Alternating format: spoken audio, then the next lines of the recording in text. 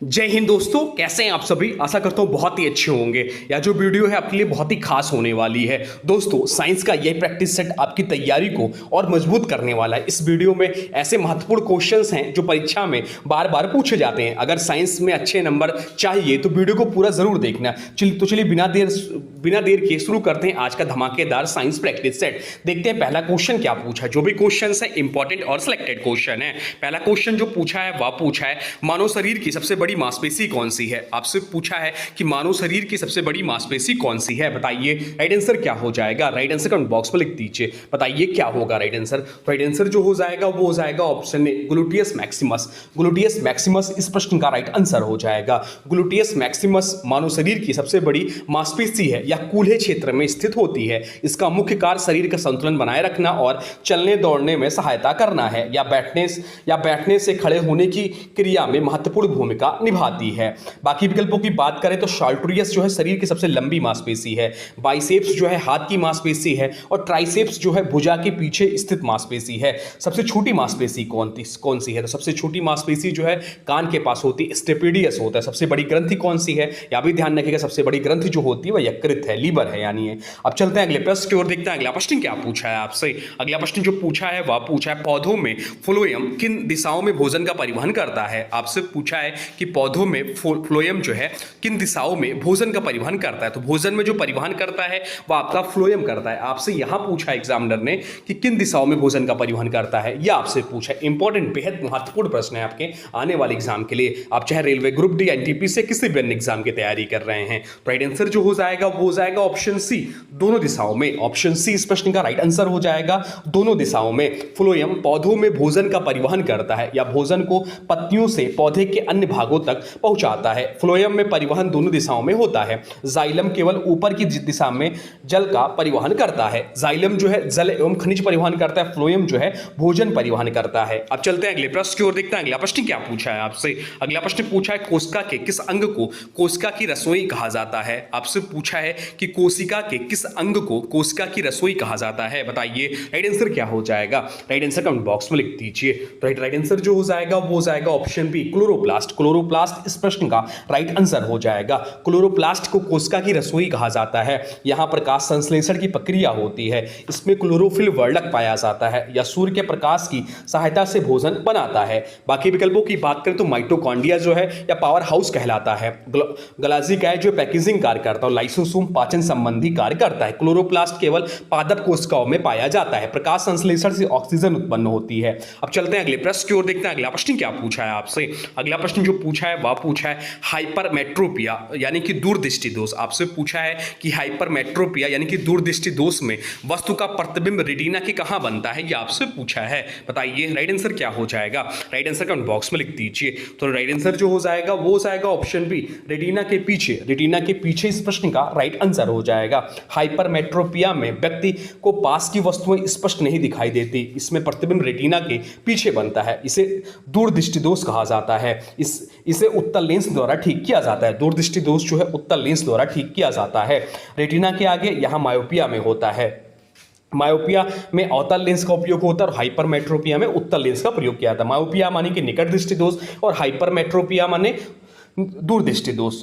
अब चलते हैं अगले प्रश्न की ओर, देखते हैं अगला प्रश्न क्या पूछा है आपसे। अगला प्रश्न जो पूछा है वह पूछा है आधुनिक आवर्त सारणी में ग्रुप 1 के तत्वों को क्या कहा जाता है। आपसे पूछा है कि आधुनिक आवर्त सारणी में ग्रुप 1 के तत्वों को क्या कहा जाता है, बताइए राइट आंसर क्या हो जाएगा। राइट आंसर कमेंट बॉक्स में लिख दीजिए। तो राइट आंसर जो हो जाएगा वो हो जाएगा ऑप्शन डी क्षारीय धातुएं। क्षारीय धातुएं इस प्रश्न का राइट आंसर हो जाएगा। ग्रुप 1 के तत्वों को एल्काइल मेटल्स कहा जाता है। इसमें लिथियम, सोडियम, पोटेशियम आदि शामिल हैं। ये अत्यधिक अभिक्रियाशील धातुएं होती हैं। पानी के साथ प्रतिक्रिया करने पर क्षार यानी कि एल्काइल बनाती हैं। बाकी विकल्पों की बात करें तो अक्रिय गैसें ग्रुप 18 में होती हैं। हैलोजन ग्रुप 17 के तत्व हैं। संक्रमण तत्व डी ब्लॉक के तत्व हैं। सोडियम को मिट्टी के तेल में रखा जाता है। क्षारीय धातुएं प्रकृति में स्वतंत्र अवस्था में नहीं मिलती है। अब चलते हैं अगले प्रश्न की ओर, देखते हैं अगला प्रश्न क्या पूछा है आपसे। अगला प्रश्न जो पूछा है वह पूछा है कोशिका के किस भाग को कोशिका का पावर हाउस कहा जाता है। आपसे पूछा है कि कोशिका के किस भाग को कोशिका का पावर हाउस कहा जाता है, बताइए राइट आंसर क्या हो जाएगा। राइट आंसर कमेंट बॉक्स में लिख दीजिए। तो राइट आंसर जो हो जाएगा वो हो जाएगा ऑप्शन डी, माइटोकॉन्ड्रिया। माइटोकॉन्ड्रिया इस प्रश्न का राइट आंसर हो जाएगा। माइटोकॉन्ड्रिया को कोशिका का पावर हाउस कहा जाता है। यहाँ एटीपी के रूप में ऊर्जा का निर्माण होता है या कोशिकीय श्वसन का मुख्य केंद्र है। माइटोकॉन्ड्रिया में स्वयं का डीएनए भी पाया जाता है। बाकी विकल्पों की बात करें तो केंद्रक जो है कोशिका का नियंत्रण केंद्र है। गाल्जी का पदार्थों का पैकेजिंग कार्य करता है। लाइसोसोम पाचन संबंधी कार्य करता है। एटीपी का फुल फॉर्म ध्यान रखिएगा, एटीपी का फुल फॉर्म होता है एडोसिन ट्राइफॉस्फेट। माइटोकॉन्ड्रिया को सुसाइडिकल बैग नहीं कहते, वह लाइसोसोम है, यह भी ध्यान रखिएगा। अब चलते हैं अगले प्रश्न की ओर, देखते हैं अगला प्रश्न क्या पूछा है आपसे। अगला प्रश्न जो पूछा है वह पूछा है विरंजक चूर्ण का रासायनिक नाम क्या है। आपसे पूछा है कि विरंजक चूर्ण का रासायनिक नाम क्या है, बताइए राइट आंसर क्या हो जाएगा। राइट आंसर कमेंट बॉक्स में लिख दीजिए। तो राइट आंसर जो हो जाएगा वो हो जाएगा ऑप्शन है कैल्शियम ऑक्सीक्लोराइड। इस प्रश्न का राइट आंसर हो जाएगा। विरंजक चूर्ण का रासायनिक नाम कैल्शियम ऑक्सीक्लोराइड है। इसका उपयोग कपड़ों और कागज को सफेद करने में किया जाता है। ये जल शुद्धिकरण में भी इसका उपयोग होता है। बाकी विकल्पों की बात करें तो कैल्शियम कार्बोनेट या चूना पत्थर का मुख्य घटक है। सोडियम क्लोराइड साधारण नमक कहलाता है और मैग्नीशियम ऑक्सीसाइड या एक क्षारीय ऑक्साइड है। ब्लीचिंग पाउडर का निर्माण क्लोरीन गैस को शुष्क बुझा चूना पर प्रभावित करके किया जाता है या तीव्र गंध वाला सफेद चूर्ण होता है। क्लोरीनीकरण में इसका उपयोग महत्वपूर्ण है। अब चलते हैं अगले प्रश्न की ओर, देखते हैं अगला प्रश्न क्या पूछा है आपसे। अगला प्रश्न जो पूछा है वह पूछा है विटामिन B3 जिसे नियासिन भी बोलते हैं। पूछा है आपसे कि इसकी कमी से कौन सा रोग होता है। आपसे पूछा है कि विटामिन B3 जिसे नियासिन भी बोलते हैं, आपसे पूछा है कि इसकी कमी से कौन सा रोग होता है, बताइए राइट आंसर क्या हो जाएगा। राइट आंसर हो जाएगा ऑप्शन डी, पेलाग्रा रोग। ऑप्शन डी इस प्रश्न का राइट आंसर हो जाएगा। विटामिन B3 को नियासिन भी कहा जाता है। इसकी कमी से पेलाग्रा रोग होता है। पेलाग्रा के मुख्य लक्षण डर्मेटाइटिस, डायरिया और डर्मेसिया होता है। यह शरीर में ऊर्जा उत्पादन के लिए महत्वपूर्ण विटामिन है। बाकी बात करें तो बेरी विटामिन B1 की कमी से बेरी नमक रोग होता है। स्कर्वी जो है विटामिन C कमी से होता है और रिकेटस जो है विटामिन D कमी से होता है। विटामिन B3 के स्रोत जो है मांस, मछली, मूंगफली और अनाज है। नियासिन शरीर के मेटाबॉलिज्म में महत्वपूर्ण भूमिका निभाता है। चलते हैं अगले प्रश्न की ओर, देखते हैं अगला प्रश्न क्या पूछा है आपसे। अगला प्रश्न जो पूछा है वह पूछा है गैसों में ऊष्मा का संचरण किस विधि द्वारा सबसे तेजी से होता है। आपसे पूछा है कि गैसों में ऊष्मा का संचरण किस विधि द्वारा सबसे तेजी से होता है, बताइए राइट आंसर क्या हो जाएगा। तो राइट आंसर जो हो जाएगा वो हो जाएगा ऑप्शन बी, संवहन। संवहन इस प्रश्न का राइट आंसर हो जाएगा। गैसों और द्रव्यों में ऊष्मा का संचरण मुख्यतः संवहन द्वारा होता है। संवहन में गर्म कण ऊपर उठते हैं और ठंडे कण नीचे आते हैं। वायुमंडल में हवा का चलना और बादलों का बनना संवहन के कारण होता है। गैसों में चालन बहुत धीमा होता है। चालन जो है मुख्यतः ठोस पदार्थों में प्रभावी होता है। विकिरण माध्यम की आवश्यकता नहीं होती है। ऊष्मा संचरण की 3 विधियां होती हैं। अब अगर पूछा जाए कि ऊष्मा संचरण किन विधियों के द्वारा होता है तो ऊष्मा संचरण की 3 विधियां होती हैं, चालन, संवहन और विकिरण। समुद्री एवं थल समीर संवहन के उदाहरण हैं। अब चलते हैं अगले प्रश्न की ओर, देखते हैं अगला प्रश्न क्या पूछा है आपसे। अगला प्रश्न जो पूछा है वह पूछा है आधुनिक आवर्त सारणी में ग्रुप 2 की धातुओं को क्या कहा जाता है। आपसे पूछा है कि आधुनिक आवर्त सारणी में ग्रुप 2 की धातुओं को क्या कहा जाता है, बताइए राइट आंसर क्या हो जाएगा। राइट आंसर हो जाएगा ऑप्शन ए, क्षारीय मृदा धातुएं। ऑप्शन ए इस प्रश्न का राइट आंसर हो जाएगा। ग्रुप 2 के तत्वों को एल्काइन अर्थ मेटल्स कहा जाता है। इसमें बेरिलियम, मैग्नीशियम, कैल्शियम आदि शामिल है। ये ग्रुप 1 की धातुओं से कम अभिक्रियाशील होते हैं। इनके ऑक्साइड क्षारीय प्रकृति के होते हैं। बाकी विकल्पों की बात करें तो हैलोजन ग्रुप 17 के तत्व हैं। अक्रिय गैस ग्रुप 18 के तत्व हैं। संक्रमण धातुएं डी ब्लॉक तत्व होते हैं। कैल्शियम मानव हड्डियों के लिए आवश्यक तत्व है। मैग्नीशियम क्लोरोफिल का मुख्य घटक है।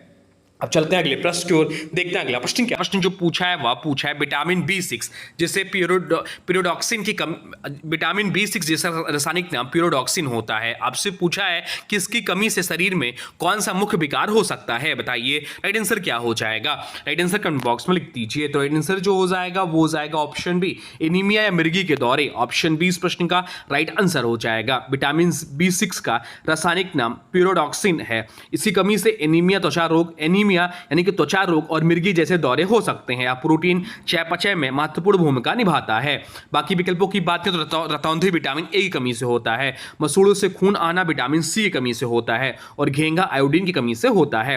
विटामिन B6 जल में घुलनशील विटामिन है या तंत्रिका तंत्र के लिए आवश्यक है। विटामिन बी कॉम्प्लेक्स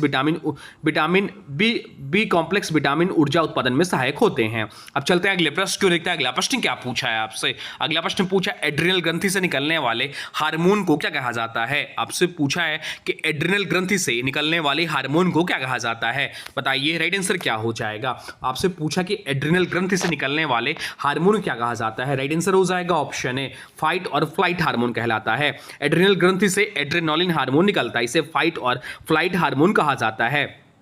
यह तनाव या भय की स्थिति में शरीर को तुरंत प्रतिक्रिया देने के लिए तैयार करता है। बाकी विकल्पों की बात करें तो ग्रोथ हार्मोन पीयूष ग्रंथि से निकलता है, थायरॉक्सिन थायराइड ग्रंथि से निकलता है और इंसुलिन जो है अग्नाशय से निकलता है। एड्रेनालिन हृदय गति बढ़ाता है, रक्तचाप ऊर्जा स्तर बढ़ जाते हैं इससे। एड्रेनल ग्रंथि गुर्दों के ऊपर स्थित होता है। अब चलते हैं अगले प्रश्न को देखते हैं। अगला प्रश्न क्या पूछा है आपसे? अगला प्रश्न पूछा है शरीर में कैल्शियम का स्तर नियंत्रित करने वाली ग्रंथि कौन सी है? आपसे पूछा कि शरीर में कैल्शियम का स्तर नियंत्रित करने वाली ग्रंथि कौन सी है? बताइए राइट आंसर क्या हो जाएगा। राइट आंसर कमेंट बॉक्स में लिख दीजिए। तो राइट आंसर जो हो जाएगा वो हो जाएगा ऑप्शन डी, पैराथायराइड ग्रंथि। पैराथायराइड ग्रंथि इस प्रश्न का राइट आंसर है। ऑप्शन डी इस प्रश्न का राइट आंसर हो जाएगा। पैराथायराइड ग्रंथि पीटीएच पैराथायराइड हार्मोन स्रावित करती है। यह रक्त में कैल्शियम और फास्फेट का संतुलन बनाए रखती है। इसकी गड़बड़ी से हड्डियों और मांसपेशियों पर असर पड़ता है। बाकी विकल्पों की बात करें तो अग्नाशय इंसुलिन बनाता है, एड्रेनालिन बनाता है, पीयूष मास्टर ग्रंथि कहलाती है। पैराथायराइड थायराइड के पीछे स्थित होती है। कैल्शियम हड्डियों और दांतों के लिए आवश्यक है।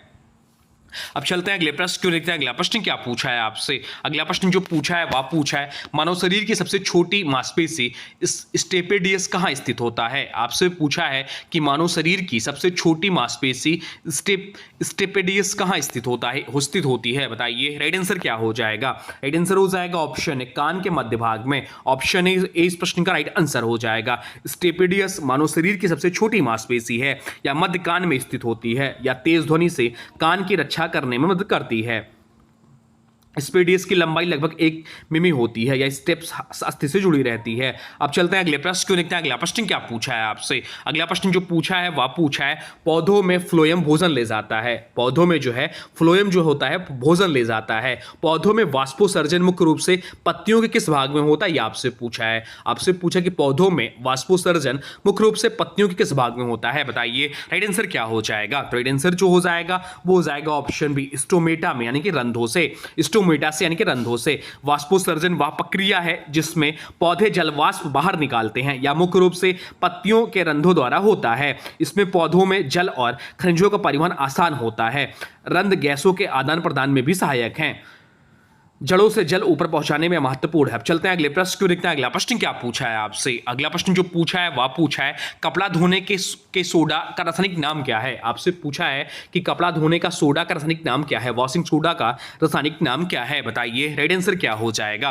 राइट आंसर कमेंट बॉक्स में लिख दीजिए। तो राइट आंसर जो हो जाएगा वो हो जाएगा ऑप्शन ए। ऑप्शन ए इस प्रश्न का राइट आंसर हो जाएगा। सोडियम कार्बोनेट डेकाहाइड्रेट इस प्रश्न का राइट आंसर हो जाएगा। वॉशिंग सोडा का रासायनिक सूत्र होता है। इसका उपयोग कपड़े धोने, पानी की कठोरता हटाने और कांच बनाने में किया जाता है। यह एक क्षारीय यौगिक है। बाकी विकल्पों की बात करें तो सोडियम बाइकार्बोनेट या बेकिंग सोडा है। सोडियम क्लोराइड सामान्य नमक है। कैल्शियम हाइड्रोक्साइड बुझा हुआ चूना कहलाता है। वॉशिंग सोडा को धोने का सोडा कहा जाता है। कठोर जल को मृत बनाने में उपयोग होता है या जल के क्रिस्टलों वाला यौगिक है। अब चलते हैं अगले प्रश्न की ओर, देखते हैं अगला प्रश्न क्या पूछा है आपसे। अगला प्रश्न जो पूछा है वह पूछा है पीतल में तांबे के साथ कौन सी धातु मिलाई जाती है। आपसे पूछा है कि पीतल में तांबे के साथ कौन सी धातु मिलाई जाती है। बताइए राइट आंसर क्या हो जाएगा। राइट आंसर कमेंट बॉक्स में लिख दीजिए। तो राइट आंसर जो हो जाएगा वो हो जाएगा ऑप्शन ए, जस्ता। जस्ता इस प्रश्न का राइट आंसर हो जाएगा। पीतल यानी कि तांबा और जस्ता का मिश्र, पीतल तांबा और जस्ता का मिश्र धातु है। पीतल जो है तांबा और जस्ता का मिश्र धातु है। इसका रंग सुनहरा होता है और यह जंग कम पकड़ता है। इसका उपयोग बर्तन, सजावटी वस्तुएं और संगीत वाद्य बनाने में होता है। टिन जो है तांबे के साथ मिलकर कांसा बनाता है। निकिल जो है स्टेनलेस मिश्र धातुओं में उपयोग होता है और एल्युमिनियम पीतल का घटक नहीं है। अब चलते हैं अगले प्रश्न को, देखते हैं अगला प्रश्न क्या पूछा है आपसे। अगला प्रश्न जो पूछा है वह पूछा है परमाणु के इलेक्ट्रॉन के चक्कर लगाने के लिए जो ऊर्जा स्तर होते हैं उन्हें सबसे पहले किसने समझाया था। आपसे पूछा है कि परमाणु के इलेक्ट्रॉन के चक्कर लगाने के लिए जो ऊर्जा स्तर होते हैं उन्हें सबसे पहले किसने समझाया था, बताइए राइट आंसर क्या हो जाएगा। तो राइट आंसर जो हो जाएगा वो हो जाएगा ऑप्शन बी, नील्स बोर इस प्रश्न का राइट आंसर हो जाएगा। ऑप्शन बी इस प्रश्न का राइट आंसर हो जाएगा, नील्स बोर। नील्स बोर ने परमाणु का मॉडल दिया जिसमें इलेक्ट्रॉन निश्चित ऊर्जा स्तरों में घूमते हैं। इलेक्ट्रॉन ऊर्जा ग्रहण या उत्सर्जित करके एक स्तर से दूसरे स्तर में जाते हैं। यह मॉडल हाइड्रोजन परमाणु की व्याख्या में सफल रहा। बाकी विकल्पों की बात करें तो रदरफोर्ड नाभिक की खोज की, जे थॉमसन इलेक्ट्रॉन की खोज की, डाल्टन परमाणु सिद्धांत दिया, बोर मॉडल 1913 में प्रस्तुत किया गया, ऊर्जा स्तरों को KLMN नाम दिया गया। अब चलते हैं अगले प्रश्न क्यों, देखते हैं अगला प्रश्न क्या पूछा है आपसे। अगला प्रश्न जो पूछा है वह पूछा है ओजोन परत को नुकसान पहुंचाने वाले CFC यानी क्लोरोफ्लोरोकार्बन मुख्य रूप से कहां से उत्सर्जित होते हैं। आपसे पूछा है कि ओजोन परत को नुकसान पहुंचाने वाले CFCs क्लोरोफ्लोरोकार्बन जो मुख्य रूप से कहां से उत्सर्जित होते हैं, बताइए राइट आंसर क्या हो जाएगा। राइट आंसर हो जाएगा ऑप्शन बी, रेफ्रिजरेटर और एयर कंडीशन से। ऑप्शन बी इस प्रश्न का राइट आंसर हो जाएगा। CFC का उपयोग पुराने रेफ्रिजरेटर, एयर कंडीशनर और स्प्रे कैनों में किया जाता है। ये गैसें ओजोन परत को नष्ट करती हैं। ओजोन परत सूर्य की हानिकारक यूवी किरणों से पृथ्वी की रक्षा करती हैं। ओजोन परत समताप मंडल में स्थित होते हैं। विश्व ओजोन दिवस कब मनाया जाता है, यह भी अभी हम लोग पढ़े थे, 16 सितंबर को मनाया जाता है। मॉन्ट्रियल प्रोटोकॉल 1987 CFC को नियंत्रित करने हेतु बनाया गया। अब चलते हैं अगले प्रश्न की ओर, देखते हैं अगला प्रश्न क्या पूछा है आपसे। अगला प्रश्न जो पूछा है वह पूछा है आपसे कि विटामिन B12 में कौन सी धातु का परमाणु पाया जाता है। आपसे पूछा है कि विटामिन B12 में कौन सी धातु का परमाणु पाया जाता है, बताइए राइट आंसर क्या हो जाएगा। राइट आंसर कमेंट बॉक्स में लिख दीजिए। तो राइट आंसर जो हो जाएगा वो हो जाएगा ऑप्शन है कोबाल्ट। कोबाल्ट इस प्रश्न का राइट आंसर हो जाएगा। विटामिन B12 में कोबाल्ट धातु का परमाणु पाया जाता है, इसी कारण से कोबालामिन कहा जाता है। विटामिन B12 का जो रासायनिक नाम है वो कोबालामिन है। या लाल कणिकाओं के निर्माण में महत्वपूर्ण भूमिका निभाता है। विटामिन B12 की कमी से एनीमिया हो सकता है या तंत्रिका तंत्र के लिए भी आवश्यक है, या जल में घुलनशील विटामिन है। तो दोस्तों ये थे आज के दमदार साइंस क्वेश्चन जो आने वाले एग्जाम के लिए बहुत ज्यादा महत्वपूर्ण है। किसी भी एग्जाम की तैयारी कर रहे हैं या सेट आपके लिए बहुत ही महत्वपूर्ण है। ये आपका 11वां नंबर का वीडियो है, तो अगर आपने पूर्व के वीडियो नहीं देखे हैं तो प्लेलिस्ट में जाकर पुरानी वीडियो को देख सकते हैं, अपनी तैयारी को बहुत ही मजबूत बना सकते हैं और प्रैक्टिस शानदार हो जाएगा आपके इससे आपका। अब आज के वीडियो से प्रश्न है, इसका राइट आंसर आप लोग कमेंट बॉक्स में बताना है। आज के वीडियो से प्रश्न है ओजोन परत को मापने के लिए किस इकाई का प्रयोग किया जाता है। आपसे पूछा है कि ओजोन परत को मापने के लिए किस इकाई का प्रयोग किया जाता है। इसका जो भी राइट आंसर हो कमेंट बॉक्स में जरूर बताइए। इसके बारे में जो भी कुछ जानते हैं कमेंट बॉक्स में लिख दीजिए। और हाँ देखिए, अभी तक आपने वीडियो को लाइक नहीं किया है तो प्लीज वीडियो को लाइक कर दीजिए। वीडियो पसंद आया तो लाइक कर दीजिए, दोस्तों के साथ शेयर जरूर करिए चैनल को। चैनल पे नए हैं तो चैनल को सब्सक्राइब जरूर करिए। तो चलिए मिलते हैं एक अगले और अच्छे वीडियो में, तब तक के लिए जय हिंद, वंदे मातरम।